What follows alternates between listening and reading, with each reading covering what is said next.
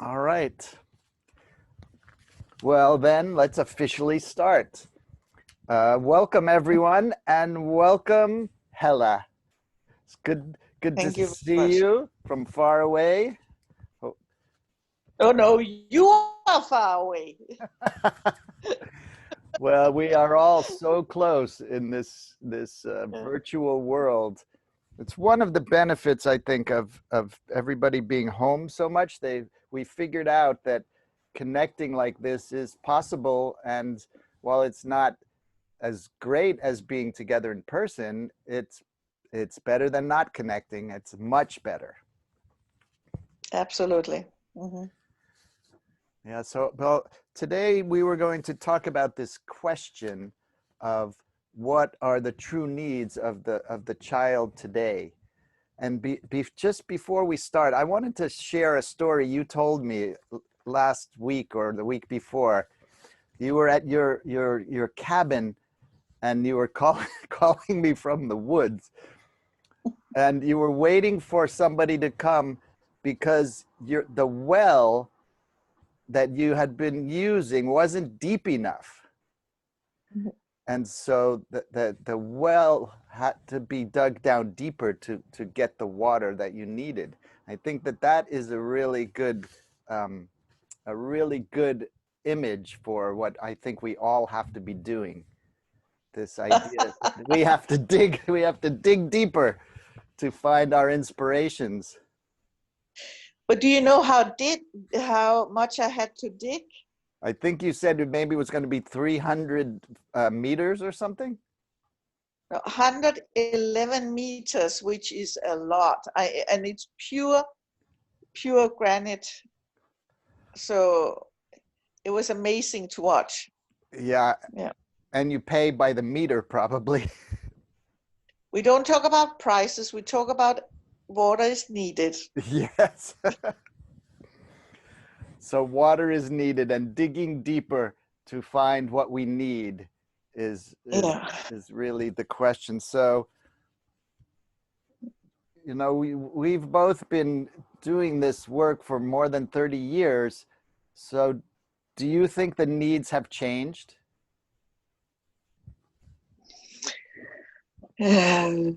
It's a very I find it's a very interesting question because has the children changed or has the surrounding changed or how much of both is it? Because for sure some children have changed. It seems as if more challenged children are coming down, but but the society is all around us is also making so much pressure on the child. So through the upbringing in the family, in the society, the need of the child is always the same, but how to meet the need of the child, I think that has changed a lot. So,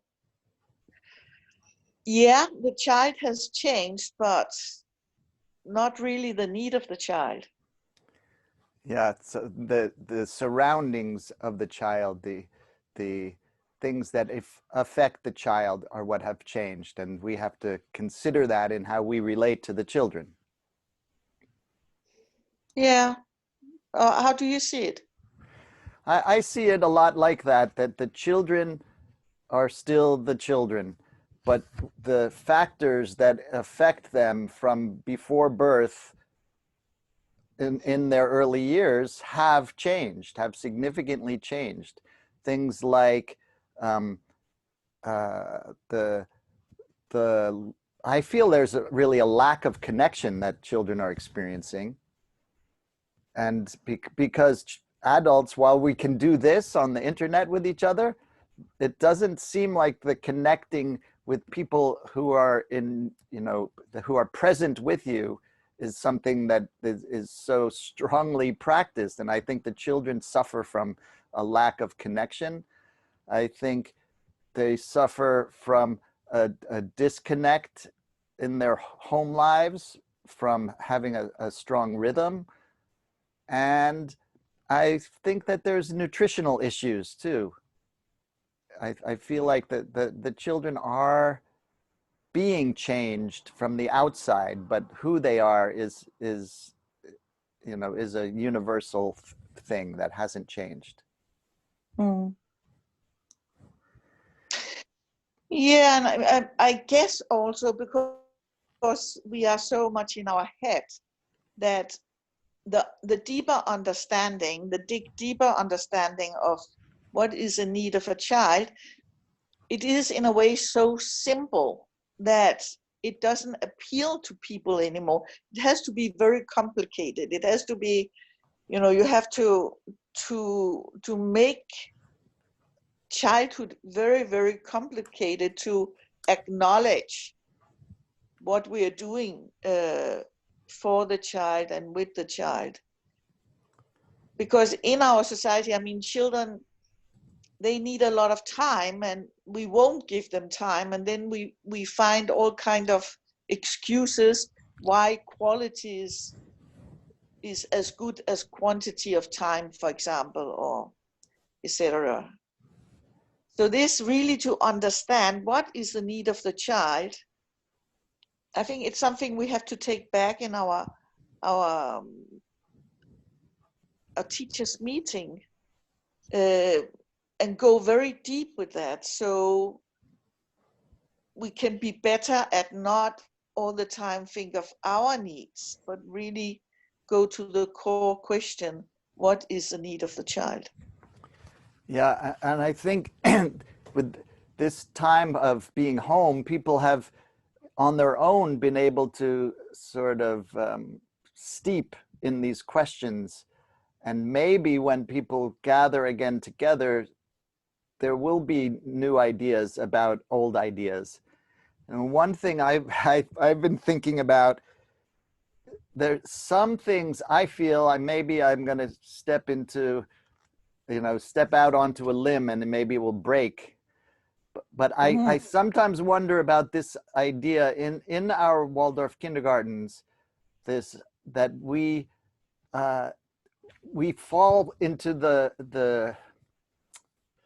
problem that you just described of because our intellect creates things and we don't allow the children the consistency and the time that would serve them better, like within a week, say, how many different daily activities do you try to bring to the children instead of let the same activity be there so the children feel that sameness, the security of the sameness.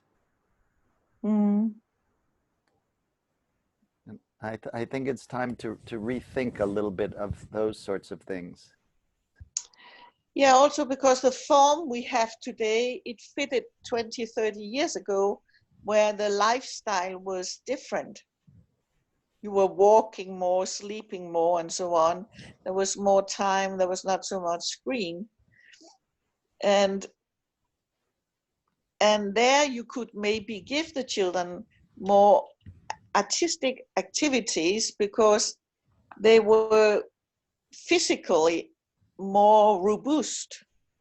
But now with the children of today, they are very like little birds. They are so much in need for just the warmth around them. And how do we give warmth? Because it's not easy to give warmth if you are not a warm person, and if you don't see that as a need, if you are not from inside yourself as a caretaker, a gardener, a teacher, if you don't boil inside with warmth to the children, that it's really hard for the children to connect to you and trust you. Yeah. Yes. Sometimes I think, you know, digging the deeper well, going back to some of the source ideas that our education came from, some of the basic, essentials that Steiner told us to look into, I think are maybe even more important right now. you know, in the first course for the first teachers, he said that we had to teach the children about sleeping and breathing. And I think it couldn't be more true today. You know, you can just think about, well, let's talk about sleeping for a minute, how compromised the sleep of children and adults is nowadays from so many different angles. Mm. You know, Yeah, go and on. just yesterday I had a workshop with a group of people in a kindergarten, in a nursery, and they were not a lot of parents, but they were searching, and they found this, The Five Golden Keys, the book I have made, that sounded very interesting to them, the simplicity. And then the talk about sleep, it took 2/4 of the time, because it was such an aha experience. Can you say that in American? Yes. Yeah. Experience that, is sleep that important for us as parents, but also for the children? I mean, hardly nobody acknowledge that they need 12 hours sleep in the night in a row, because then you have to change your life setting. And are we willing to do that? Do we want to meet the need of the child, or do we want to meet the need of the family or the adult's work? Yeah. And Yeah. without enough sleep, I mean, that is the cornerstone in our life, to be able to think out of the box, to be creative, curious, to be able to run and eat and so on. If you have not slept enough, you don't have the force to do all these things. Yeah. And for the children, if you don't sleep enough, you don't have the force to build your body. No, no, Yeah. It's a no. Yeah, or your brain building or your organ building. Yeah, It's and it's such a common theme, you know, all of the different places where I go and give talks, even to teachers.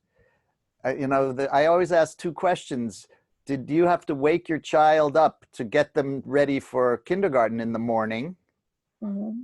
And mostly, yes, they most have to. And then, did you get your child their 12 hours of sleep and then they woke up on their own in the morning? And they think that's a shocking idea. But it's so important. And I think that the lack of sleep for the children is a challenge. So maybe one of the needs is we really have to do a powerful education for the adults to help the children be able to get enough sleep. Yeah, but because sleep is something you have to learn. It's not coming by birth.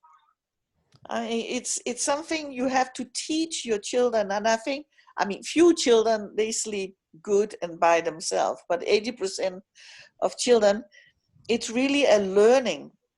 And it's also to be able to make a daily rhythm, that yesterday, today, and tomorrow is the same. And so the child can feel secure, and from this security, it can start working on itself through its play. Because when you feel secure, you can play. When you have trust in the world, you can play. But if this basic need for the child to feel secure, to feel safe, to recognize what's going to happen, if it's not met, the child will go into a higher breathing, and also into the head, and start being nervous and ask, what are we going to do? What will happen? And I think that's very, very difficult for parents, but also for many teachers to realize how simple the life around the child has to be for the child to recognize what's going on and to find its own potential, and that this imagination can develop within the child and not all the time be talked to from outside is telling you how to become. Yeah, I think these two ideas of teaching the children to sleep and to breathe are so connected to each other. You know, if we're helping them learn how to sleep, it can only be with helping them learn how to breathe. And what you said before, it really has to do with that there is enough time. You know, there has to be that breath of, oh, we're doing this activity for long enough until I feel done with this activity, and then we can move on. Not that we should change the day every day and, oh, we'll wait till the children put away the stuff to do something different, but to gauge how we create the rhythm by giving enough time for the things. Mm-hmm. And still have, you know, the meals at the same time, and have Yeah. a rhythm that is very important for the children to follow. Yeah, I think sometimes there's crept into our early childhood world these wonderful, beautiful crafts, but it sometimes, to me, it seems like that those crafts are at the expense of the activities like cooking and cleaning. You know, I'd rather cook and clean, and then if we had a little time left, then we could make something cute. Mm. Yeah, it's not that I don't think that activity can be important, but you first have to fulfill the cooking and the cleaning and the time and the learning how to dress and have time to go to the toilet and not be in a rush all the time. I think for nowadays children, this is so important because everything around them are in a hurry. Uh, but I think this activity also comes from, I mean, many places it's so private that you only live from the payment of the parents. And the parents really need or really enjoy and like to get something home from the kindergarten so Yeah. they can see what the children have done and what they have paid for. And we fall into this um, satisfying our surroundings. Of course, it is a bridge. There is a balance, you know. But often it's the outer world who is start telling us what to do more than actually what we think is the need of doing. Yeah. Yeah, I think so sometimes. Yeah, but that could be interesting to hear how other people feel about that. How other teachers, if they feel a pressure, a certain pressure to deliver physical evidence on their pedagogy. Right. Well, it seems like part of what the work becomes to serve the needs of the children is to really help those parents understand what are the needs of the children more than um, so the focus can't in a way only be on here we have these children right now, let's do the best that we can with them, but we also have to consider their surroundings at home and consider that part of our work to help the parents be able to serve the needs of the children, you know. Yeah, and maybe also to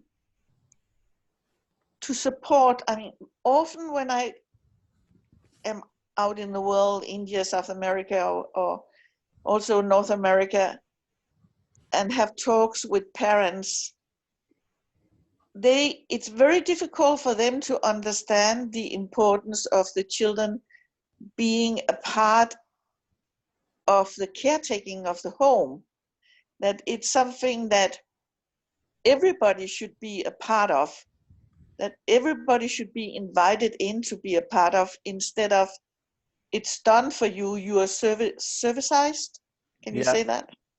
You're Uh, servicized, everything is done for you. When a lot in South America, they have nannies for cleaning, nannies for cooking, nannies for the children. They have people to do everything. So you get, the child itself gets so remote from how do I manage life? How do I learn life to know? Yeah, because they then end up just doing activities or events, yeah. not really part of life. It's the same so many places where I've been, also in China, in Indonesia. They have pembantu, which is a nanny. Um, it's the children don't have uh, independence because they don't have the skills, because they've been, maybe I would say it in a different way. It might sound harsh, but the children have been coddled and not expected to participate in the regular life of maintaining the home. So they don't have the skill in doing it, so they're not independent. Yeah, and that will reflect in there when they become students. It's fast food because they don't know how to cook, or they don't know how to sew in a button, or they don't know how to manage many things. So you need more money because you need to buy new things all the time because you don't know how to and so on. I mean, we don't, if we don't think of what we are doing with the children to manage the basic in life, we don't equip them with the tools to manage life in a self-secure way later in life. And here I see the green wave, we call it in Europe. I don't know what you call it in America. And also Corona, it has really made this awareness, well, we can change. We don't need to fly everywhere. I mean, you and me, we need to do it, but everybody.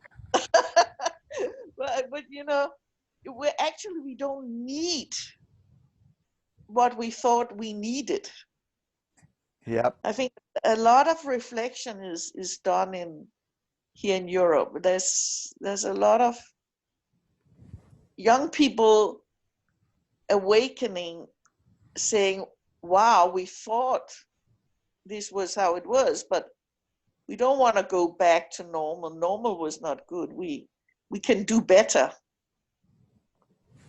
Yeah. Yeah, it's true. This is, and even for our kindergartens, when people start looking at, being back together with the children, we have to consider, is it going to be the way it was? Probably not. There's going to have to be some changes to meet the regulations that new regulations maybe. So then we really get to look at what are the essential activities and what can we do really to go back to the well and see what we can do to support the needs of the children in our care. Mm.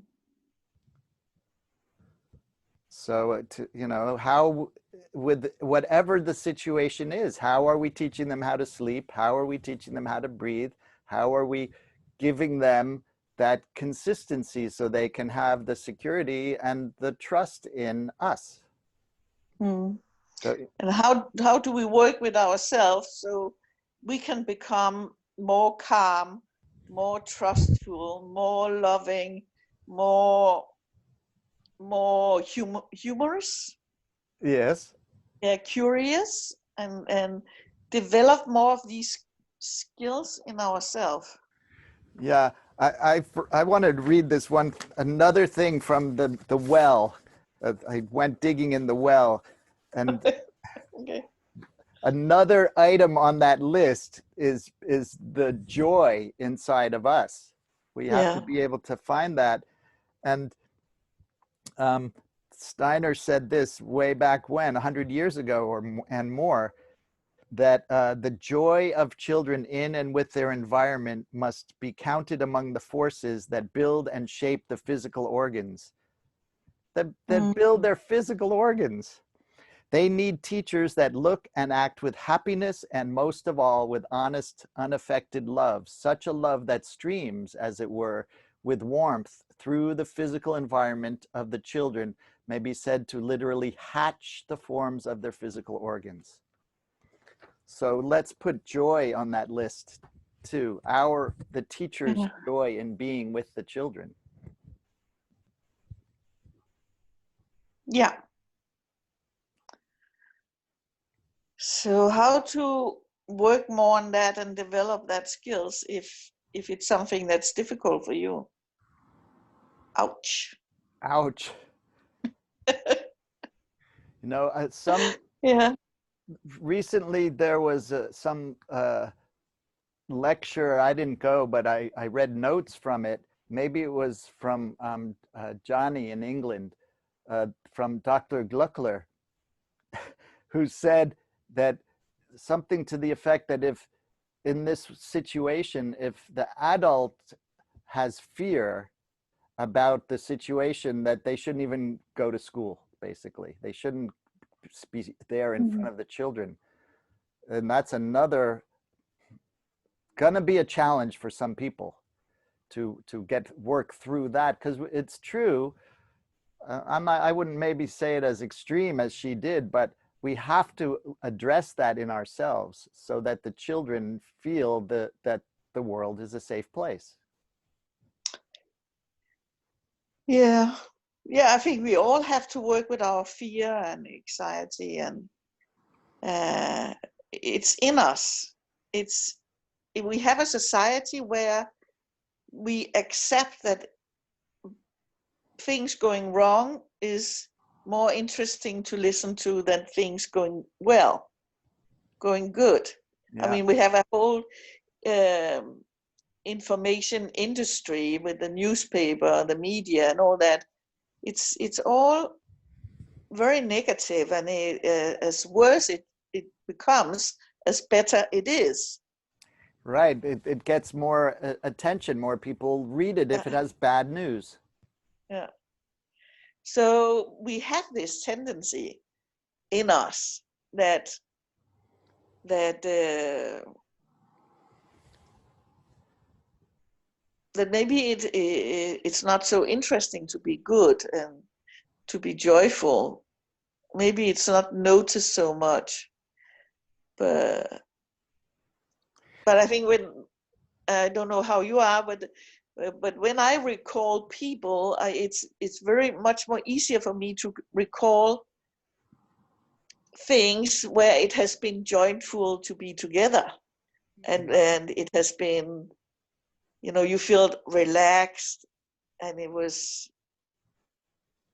nice just to be there. It didn't take my forces, it was building me up.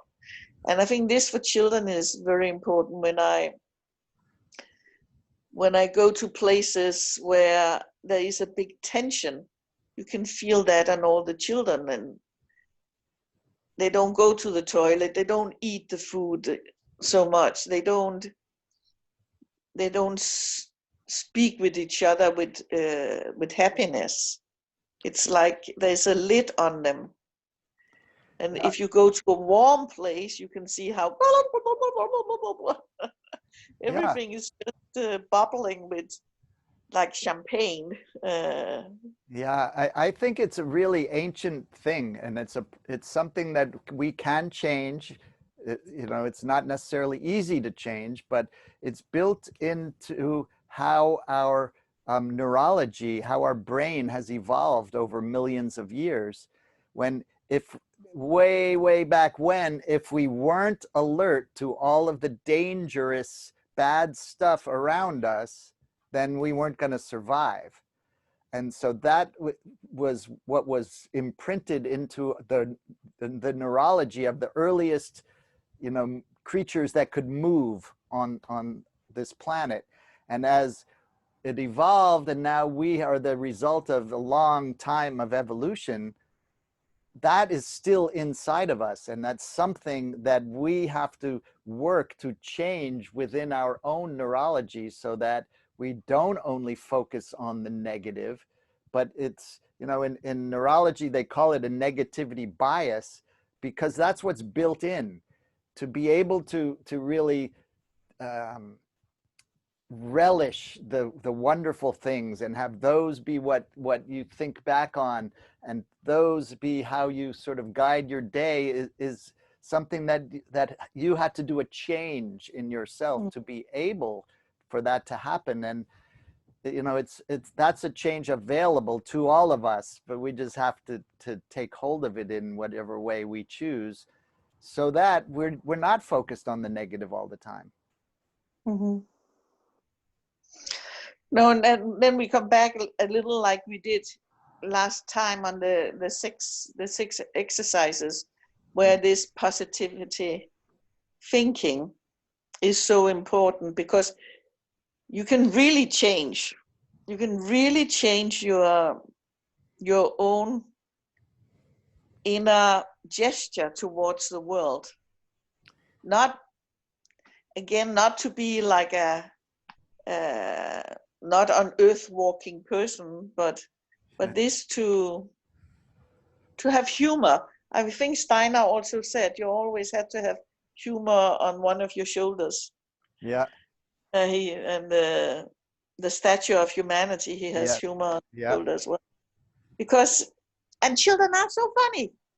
Oh my goodness, when you are there, of course you shouldn't laugh at them, but in their simplicity, their logic, their so-called logic, or the way of looking at things, it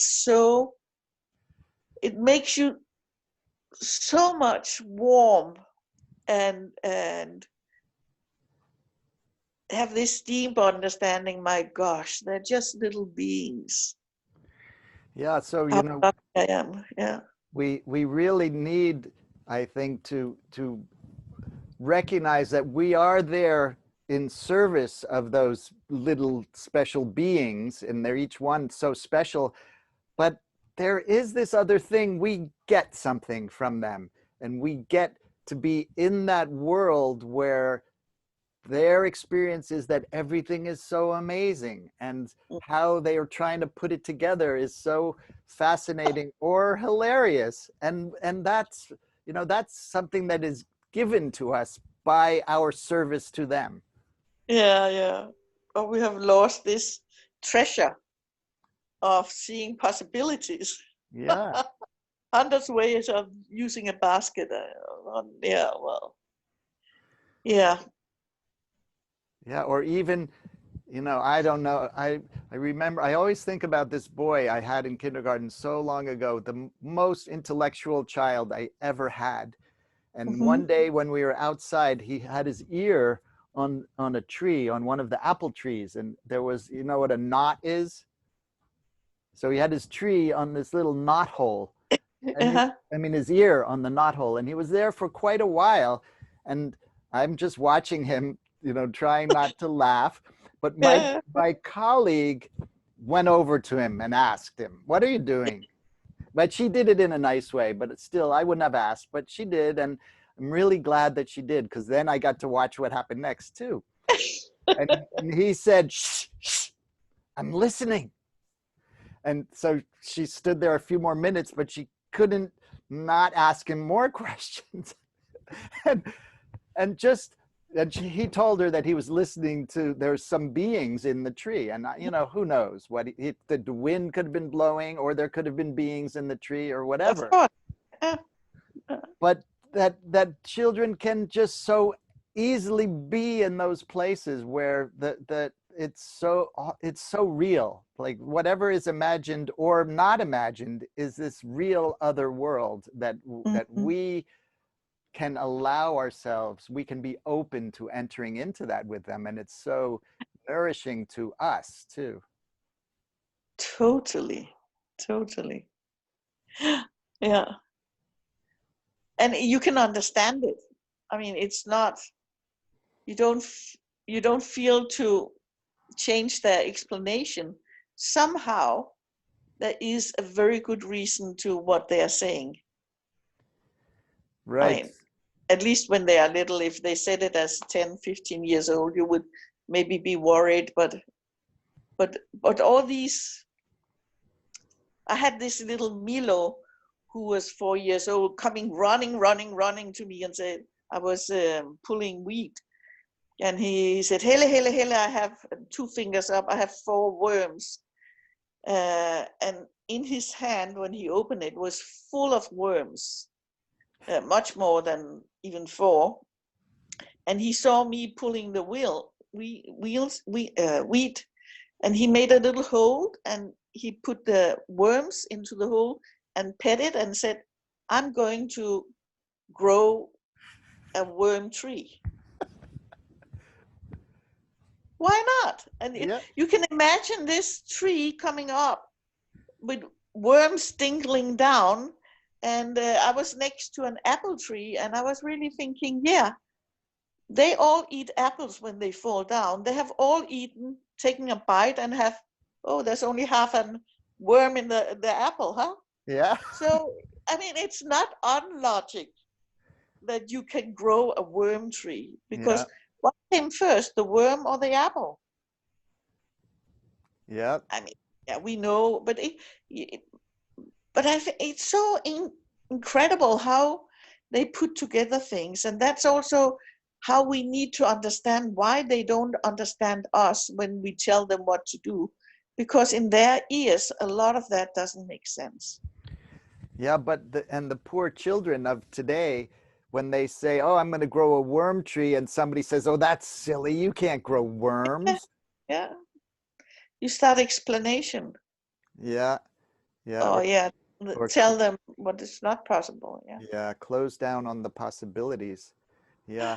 Someone asked a question of us on the chat there, and Oh yeah. it's a wondering about the paradox of offering the children the experience that the world is good, and yet there's so much wrong with the world now.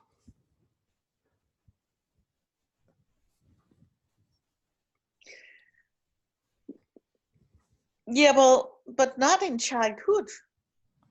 The wrong that what is wrong is our responsibility. It's not the responsibility of the children. So if we want to grow children who can see possibilities, they need a world that is good, so they are full of trust.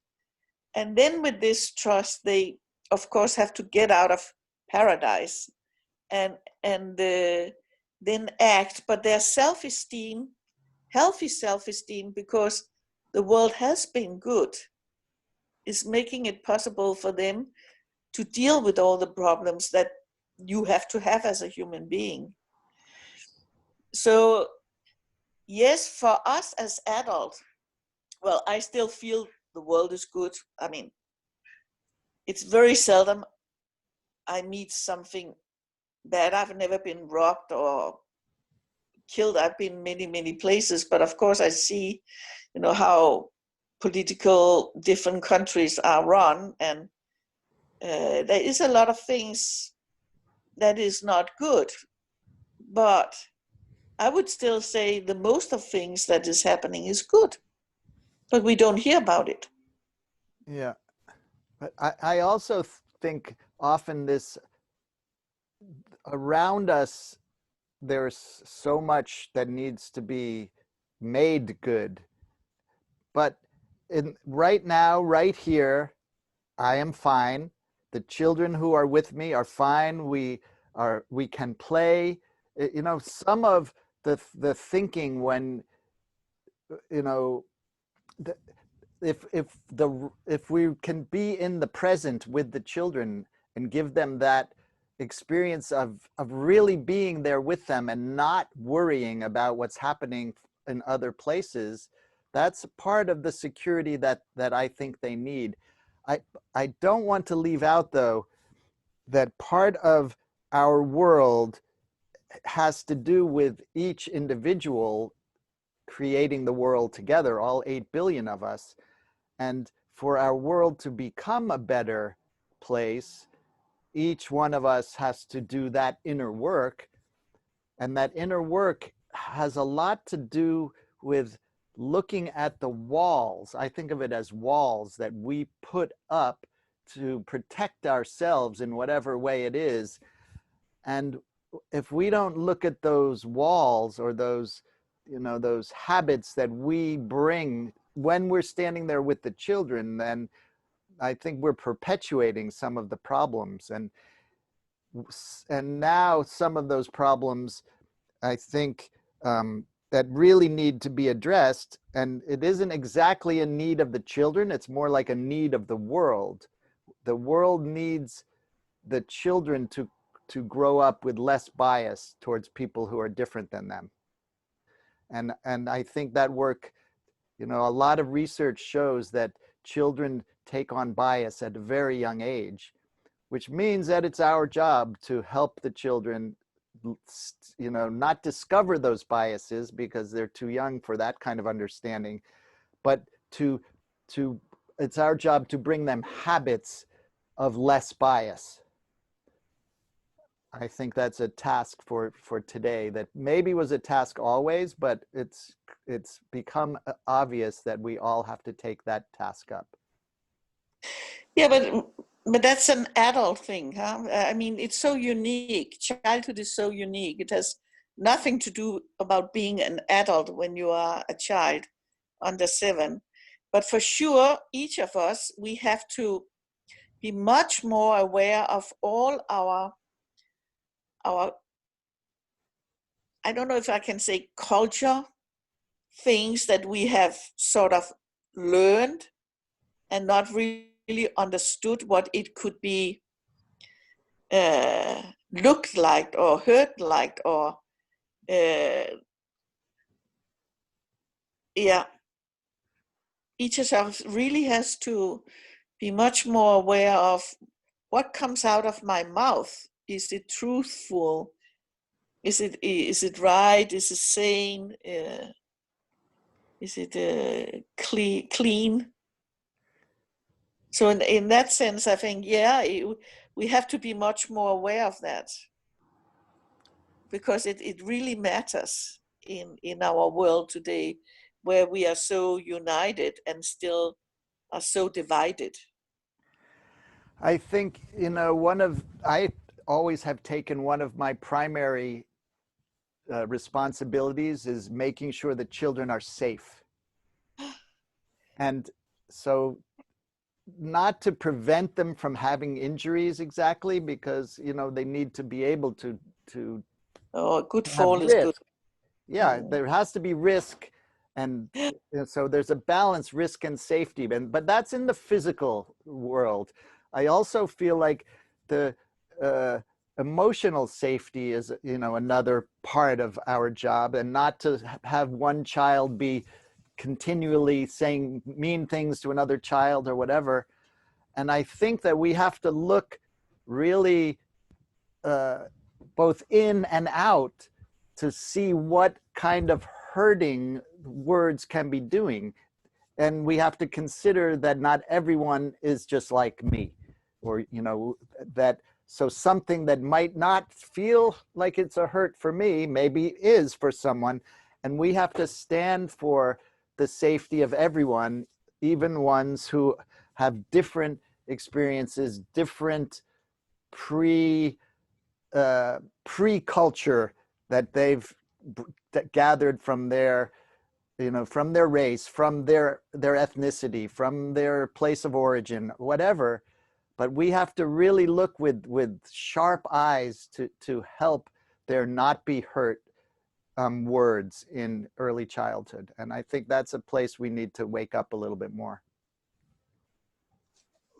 But I think that awareness is very important.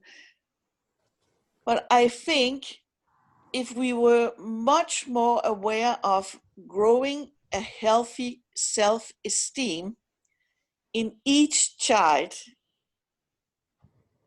and help each child to do it in their way. I think to be heard is much more difficult, because when you have a healthy self-esteem, you know it's the other people's problem when they do that to you. And of course you can, I mean, it's horrible what is happening, and I don't want to comment that, but I think a lot of suppressing from different systems, political, socially, and all that, comes from, it's possible because people have not have an upbringing where they have a healthy self-esteem. Yeah, so that's the receiver, you know, the person who would receive an unkind comment, let's say. Yeah, But you say fuck you, you know. You can't say a thing like that to me. yeah. When you meet that kind. Oh, sorry, you're not allowed to swear. I Well, forgot it. but the person who says it maybe isn't even aware that it's something hurtful, and I think we have to help them in some way to hear, oh, I don't like when people say things like that, or you know, or some way, not to make them feel bad about themselves, but to show them that there are boundaries here in how we speak to each other. Yeah, yeah. I think that's very right. I've just in Sweden, one of my dearest forest farmer. I was talking with him, and he said there's a lot of refugees in Sweden. They have been very open and taken in a lot of people, but he called them svartingar. It's a very like black people, but it's lower than black. It's really nasty. And I looked at him and I said, you know, excuse me, what did you say? And I think he had never been thinking of using that, he was using that word, because where he goes, people use that word. And he suddenly got awake and said, well, maybe that's not okay to say, at least not when I'm there. So I think you're right. Many people have a habit of doing things and are not really aware of how hurting it is. Yep. So then we enter the world of art, because we have to find the artistic way to help create new habits without making people feel like, you know, we're shaming them. We're making them feel that they are a bad person. You know, it's focusing on the habit instead of the person doing the habit. And in kindergarten, you know, that's really what we have to learn how to do. You know, it's just like if you have somebody who, you know, always is taking things from someone else, you just have to reframe how you think about that person already, instead of going, oh, there's a bully, or you know, whatever word people think of. And you have to consider, this is the like a strategy this person has, and it's based on them trying to get what they want and being able to do this strategy over and over, and now it has become their habit. And so we have to help them find a new habit, not make them be a bad person, because you know, in reality the habit worked. The habit was a successful way to get them what they wanted, but it didn't work out for other people in their situation, but for them it works. So we have to not make them feel bad, but we have to make them see there are other ways to get what they want. You know, this is why it's art, because there's no way to do it right. There's just ways to try it out and see if this is going to be a, you know, a successful way towards creating new habits, or I'll try something else next time. Or next time, or next time, or next Yeah. time. And if you're doing it, it will be, oh, this is going to work, but I'm going to have to do it next time, and next time, and next time for 100 days or something, or however long it takes this person to have their new habit of a, you know, a way of interacting that's less hurtful for others. Mm. But that really also takes that there is an adult with a high moral as an role modeling for the child, and who sees it and who react on it in a good way. And I really think that a big problem in our kindergarten nurseries is also there's too many children and too little people, and there's too little too little time actually to observe and be a part of being a moral, in a good way, role modeling person for the children, because so many teachers are so stressed that they hardly have any time for each child. I see that as a huge problem. You mean groups like 20 children If or you're more? 20-25 children to 1 or 2 adults, I mean, you just survive as a teacher. Yeah, plus You you're trying to make all those cute little bunnies too. yeah, all these things you have to do, but this very important work to really notice the children. And I'm not saying that we should interfere a lot, but we need to interfere the right places, and to hear and see a child who is mocking another child in a way that, I mean, children are cruel, but they don't really know they are it. They just try it off. But if you as an adult don't hear it and don't see it and don't are there to find another way of being together, the children take it as, okay, she doesn't react or he doesn't react, then it's okay to do it. Yep, yep. I mean, that's the same with, in the adult world. If people see something and are silent and let something unpleasant happen without saying something, then it gives more momentum for those things happening more.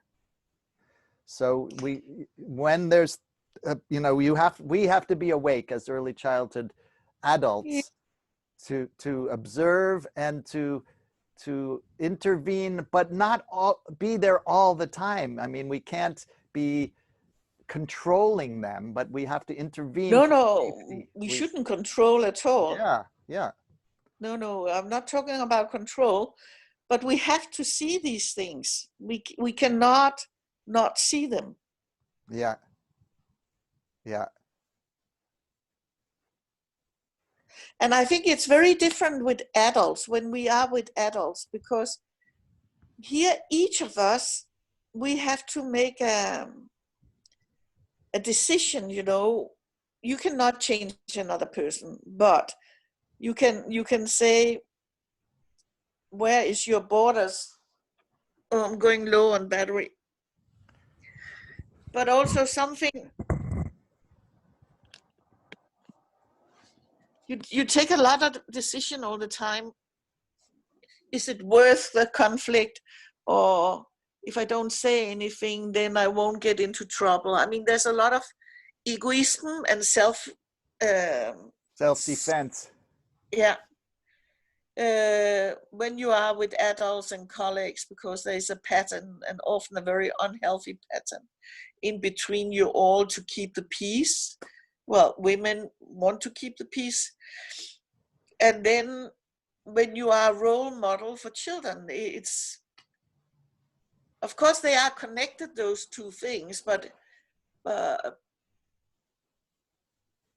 yeah, I think I don't say anymore. Well, do you think we should see if anybody is really compelled to ask or say something right Yeah, please let them join us.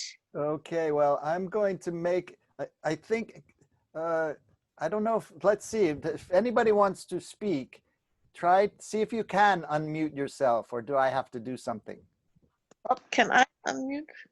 I think I did, but I don't know if I am. You are.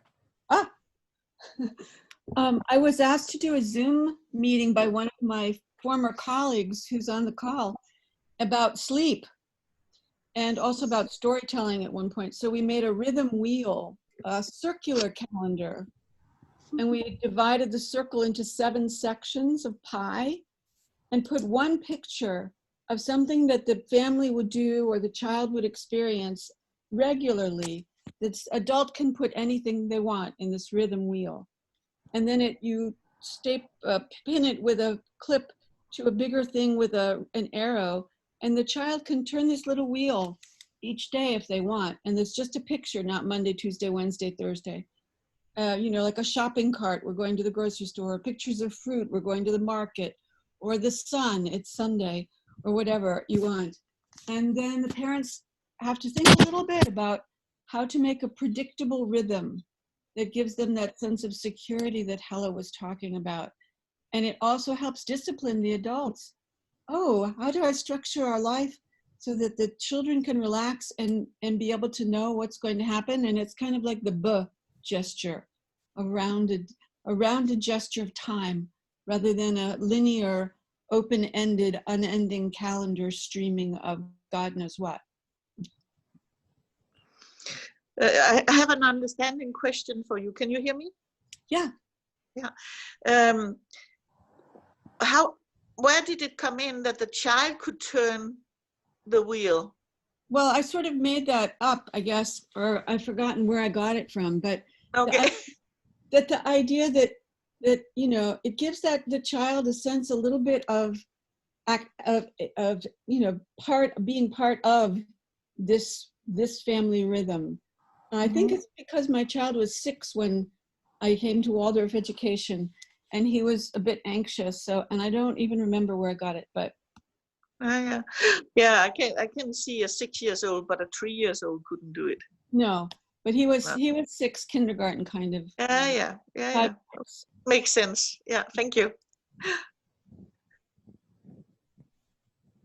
And it's nice for the parents because then they start thinking about authorship, that they can make a rhythm, they can design a week, they can organize, structure the life of the family in some way. Yeah, of course they can. Yeah, but it's so this to have self-esteem enough that you can have the awareness that I can, and I can carry it out. Mm-hmm. Yeah.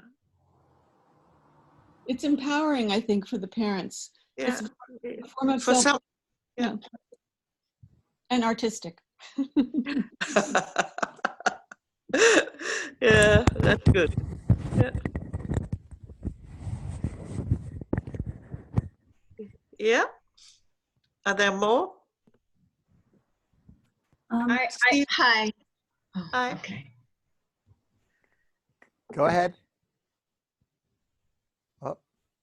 I was going to say, my name is Mindy.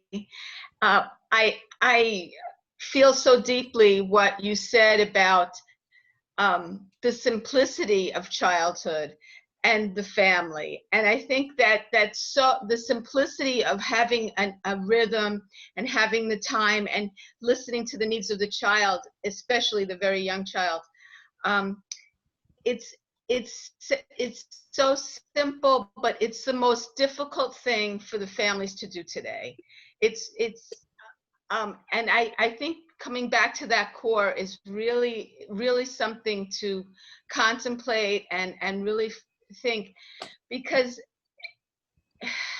so much of the complications of today are from not allowing that just being there for your child, that they have a nap, that you're not going out all hours and their sleep is not, that you don't have that ritual of this is every night at this time we do this. And it's very difficult, I think, for parents today to keep that and I don't know. it's just something I think that is very important to contemplate.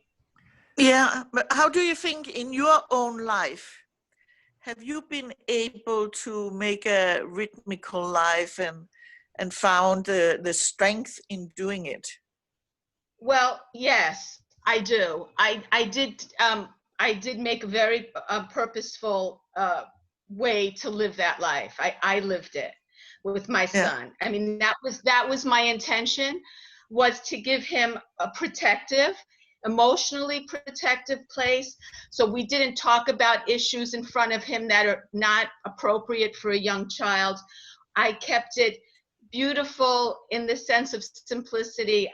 It was my focus. I think Yeah. that's the thing. It has to be a priority, and Yeah. you give up a lot of other things, but Yeah. not really. Not really. I But think yes, I think that the parents of young children today have an extra obstacle, and this is their obstacle because they think, well, look, I'm with my child.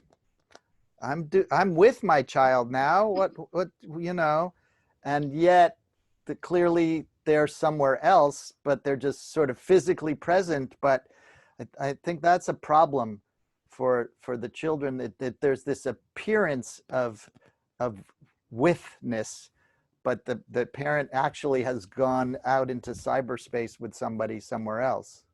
Mm-hmm. I yeah. just want to add two things. I think it's very nourishing if the teacher, the caretaker, the gardener himself has experienced the striving themselves to live within simplicity in your own family boundaries, because then you can use your experience without overusing it, of course, but then you have felt how difficult it is, and you have felt it has a price. And when you get older, you find out, well, this price was not very big compared to if I have not done it. Mhm. And then the other thing, what did you say, Steve? About the cell phones. No, they feel they have been present. I mean, Oh, yeah. see, I live nearby a lake, and I see many people are really outdoor in Denmark. They're really good at being outdoor, but they go with a child, and then they go, for example, with a stroller where the child is not turned towards you, but towards the nature. It's very difficult to get a stroller where the child is looking at you.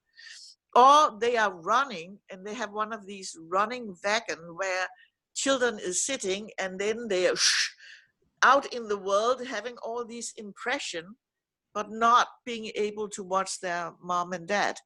And I hear so many coming home from those walks or saying, now you can go and play with yourself because we have been together for 1 or 2 hours. And on the walk, the parents, because the child cannot see them, they've been on the phone, they're talking, they've done a lot of things. They have not been present at all. They have been out, yes, but the child has never felt really the presence of the parents. But the parents have not really realized that they have not been present, because I took her out. We went for a walk, we were running, we saw the nature and the dogs and all that. Yeah. So I think there is this, how to connect things is difficult today, more today than ever. Yeah. I would add about, can you hear me? Yeah. I would say about the cell phone, one place to start with parents is to recommend they have a family policy of no mobile devices at the table when we eat. Just one little space, start with that space. So many people now, at least in America, sit at the breakfast table. One's looking at their email on the phone, the other one's texting somebody, the other one's doing something else. You're sitting present at the table. You may even be facing each other, but no one is actually interiorly present to anyone in that space. And the children, you have dinner with them, but it's so interesting to give that idea of have a meal but don't have, but just everybody has a rule, especially teenagers, when you hit that level, that at the phone, you know, you say, you know, you just put that aside for the time together. Yeah. It's a start, you know, and then it gives a sense of, oh, you know, how much we are on these things and how much we're not present to what. And you can expand from there. Margot, are you Yeah. trying to say something? Thank you. Margot, yeah. Just that home is a place of learning. I think we've really, really lost that in many, many cultures.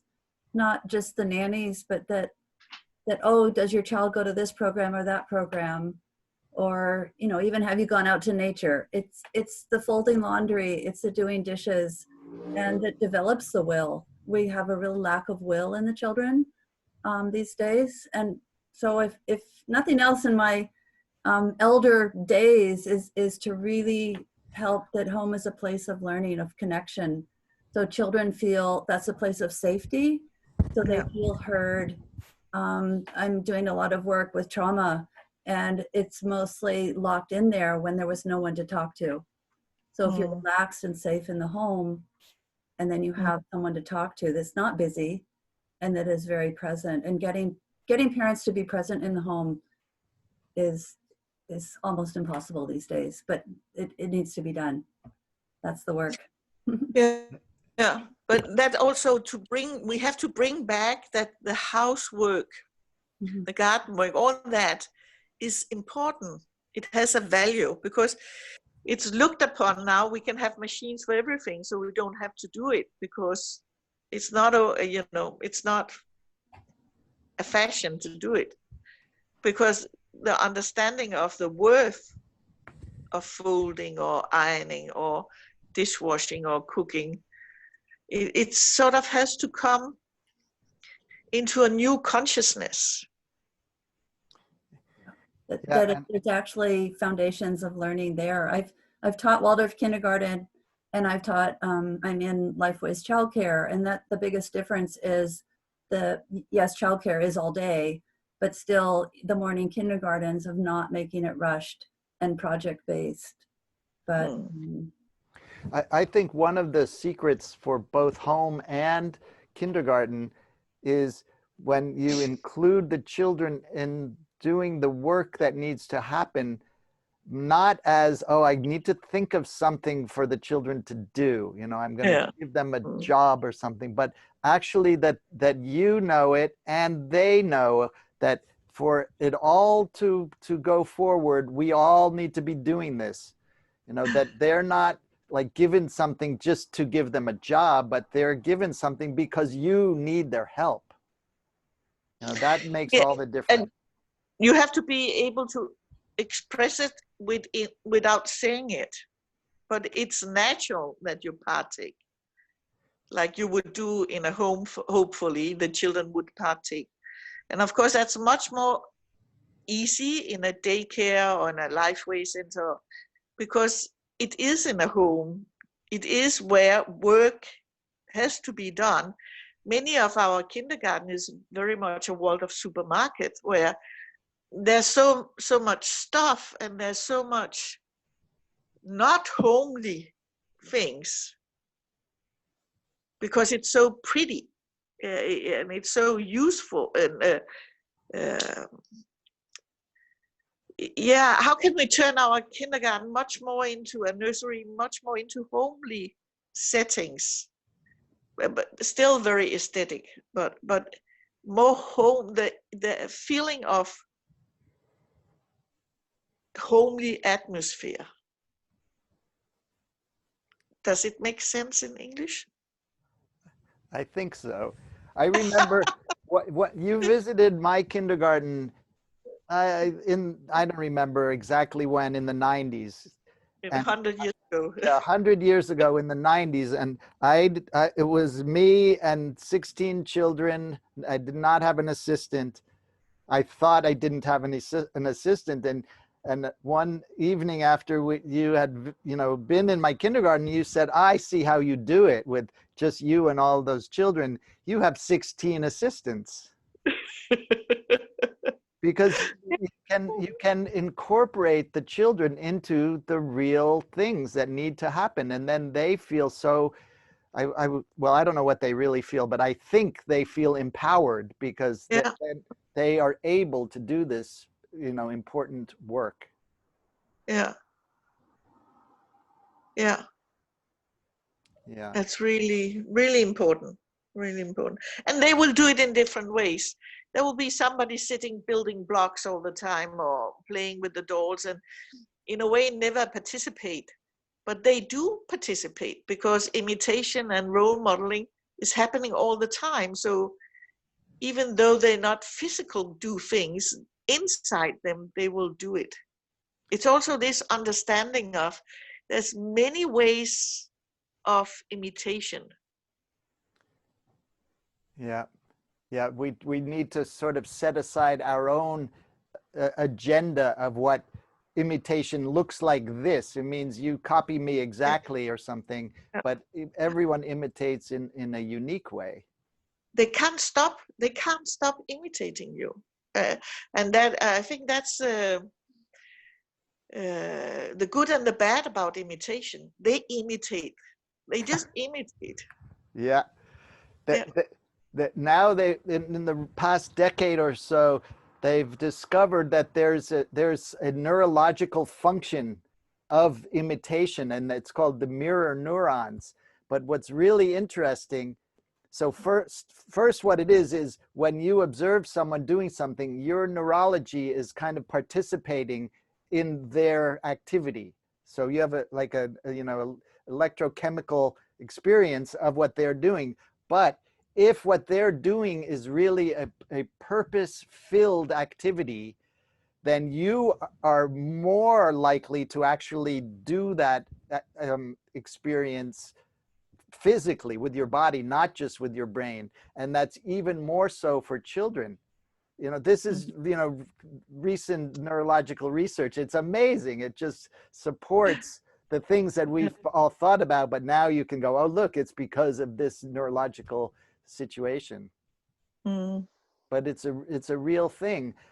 Yeah. No matter what, the children are imitating. They just might not be doing it outwardly.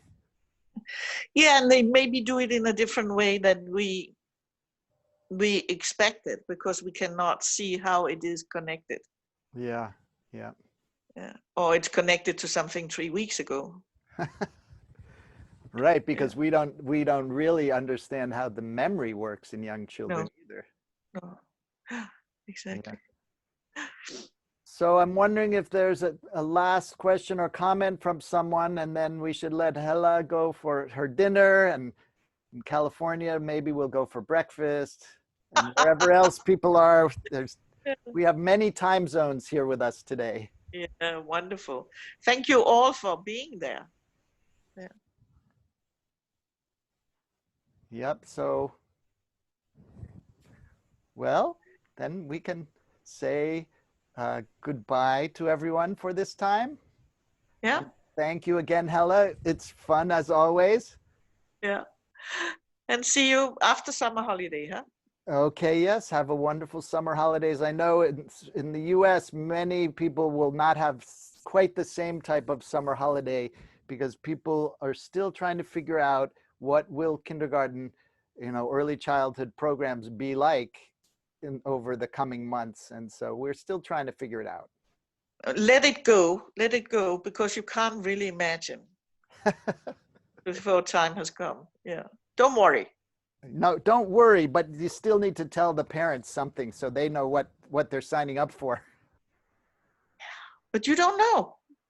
No, you don't. So that's the dilemma. And don't worry is the best advice of all. Yeah. So Okay. Okay. Bye, Saul. Bye, everyone. Don't worry. Don't worry. Be happy. Yeah. Okay. Bye. Thank you very Thank much. you so much, Helle. Thank you both. Thank you. Thank you. Thank you. Thanks, everybody. Thank you very much. Great reminders. Bye, y'all.